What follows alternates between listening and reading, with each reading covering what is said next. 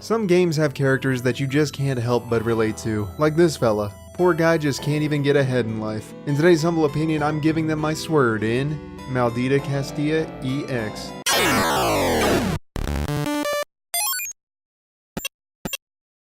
Maldita Castilla EX, or Cursed Castilla if you're the kind of weeb that prefers dubs to subs, is what you would get if Dark Souls had a butt baby with ghosts and goblins and inherited its mother's eyes. Which one's the mom? I don't know, buddy. I just write these things. You think I actually think them through? And when I compare it to Dark Souls, I'm not using some meme cliche that any hard game is the Dark Souls of its genre, okay? I'm saying it because you'll be walking along whatever nightmare landscape you're currently in and think, oh, that's a little weird. And then Tim the Tapeworm Taylor comes busting out of the ceiling like, and makes you forget everything you know about weird, an impressive sensation given that it was only established mere seconds ago. This bizarre aesthetic, combined with a narrative of demonic corruption brought about through giving into temptation, reminds me of Berserk, which coincidentally was an inspiration to Dark Souls, so put that in your meme-loving pipe and smoke it. Also, the game's like really hard, just like Dark Souls. But it's hard in a way that's much more similar to the aforementioned ghosts and goblins, which coincidentally appears to be an inspiration to this game. See, what we have here is a love letter to the arcade cabinets and Super Nintendo games of yore. You can tell because they're very fond of the CRT distortion effect that mimics old televisions, as well as the stylistic but unnecessary startup information and game menu flourish. It's not just the visuals that feel retro either. The developers have managed to accurately recreate the tactility of those older games as well. Perhaps the most noticeable is the jump, which is a surefire way to gauge the age of people talking about it. If they complain about how stupid it is to be locked into a jump arc, then you can tell that they're probably younger. If they think being locked into a jump arc is stupid quietly to themselves but play the game and enjoy it nonetheless, you're probably dealing with someone who's dealt with those issues back when they were par for the course. They're also clever enough to pick and choose which relics get included and which ones are replaced with modern capabilities. Gone are the days when you can walk off screen to get rid of enemies because that would just be too useful for the player, but remaining are the days when walking off of the screen gets rid of a power-up.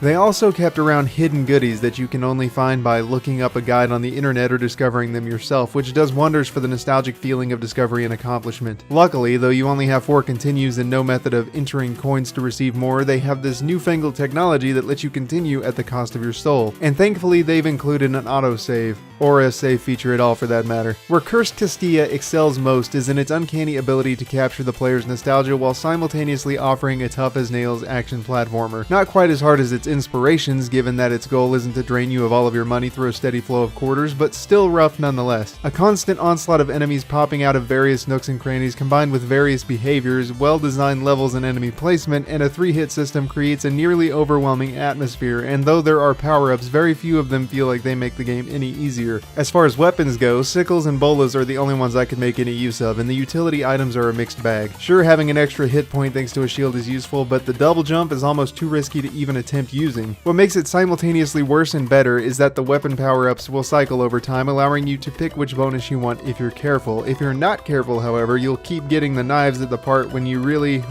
don't want knives. Is there ever a time when knives are useful? Honestly. Despite there being some supremely frustrating points, once you get the flow of the level down, it will make you feel like a god amongst mere mortals. Since a lot of it is timing and muscle memory, that also makes it an excellent title for speedrunning, and would you look at that, a speedrunning mode. And with various different endings based on finding secrets and not dying, there's quite a bit to keep the hardiest among us coming back for more. Normally you can find Cursed Castilla on the Steam store for the price of $11.99, which isn't a price I can really recommend myself. It feels closer to an experience worthy of $8 simply because there's not a lot of content to it even when the game really hits home with you, and if it isn't something that holds your attention, there's even less. Unless you're deeply invested in a nostalgic experience, your best bet is to wait for it to go on sale for as low as $5.99, or, you know, downloading it for free from the developer's website itself. Did I mention you could do that? Because, yeah, you can totally do that. While there's not a lot of meat on its bones, Cursed Castilla offers a fair bit of challenge and an experience you can't find anywhere else short of digging out an old console and praying it still works. The mechanics are responsive and well-tuned to provide an experience that feels old but remarkably fluid. Once you get used to the controls, there's nothing standing in your way, you know, besides the monsters. For these reasons, I'd say it earns an 8 out of 10 in gameplay. Thank you everyone for watching, and special thanks to Loco Molito for developing this game with a ridiculous eye for detail, right down to limiting the number of swords you could throw on screen. It truly feels like a modern classic.